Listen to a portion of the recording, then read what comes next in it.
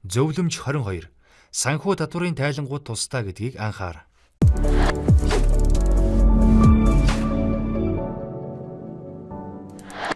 Компаниуд одоогийн мөрдөгдөж буй хуулиар санхүүгийн холбогдлолтой тайлан мэдээллийг хоёр байгууллагад гаргаж өгөх хугацаанд нь тайлагнах үүрэгтэй байгаа. Энэ хоёрыг адилхан зүйл, нэгийг нь өвчгөд болох юм байна гэж ойлгож энд үрдэг. Нэг нь та татварын ерөнхий газар тайлагнаж байгаа татварын тайлан. Татварт өгч буй тайлангуудын хамгийн гол шаардлага нь 1.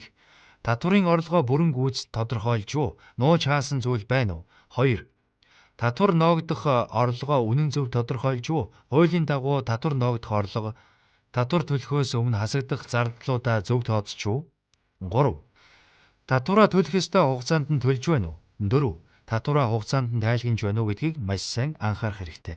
Хоёр дахь тайлан нь сангийн яамд E-balance хэмээн тушаадаг санхүүгийн дөрвөн төрлийн тайлан.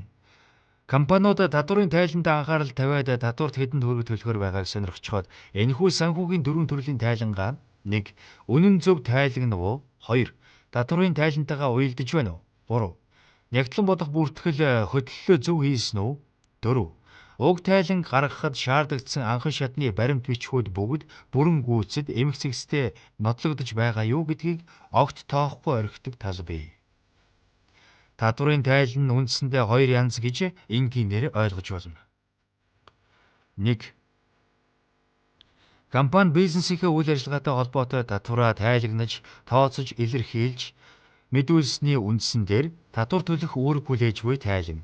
Энэ төрлийн тайланд компани улирал санхүүгийн татвар, нэмэгдсэн өртгийн албан татварын зэрэг тайлангууд орно. Нягтлангууд тайлангуудаа индекс дугаараар нь бүр цээжилчихсэн байдаг.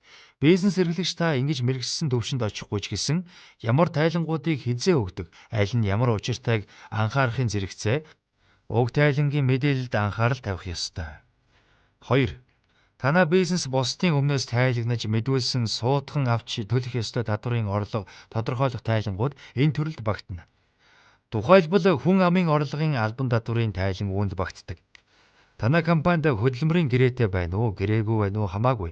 Та хэн нэгэн хүнээр ямарваа нэгэн ажил үйлчлэгээ хийлгэсэн л бол хувь хүний орлогын албан татварын суудхан авч татварт мэдүүлж тушаах эсвэл татварт заавал мэдүүлэх ёстой юм.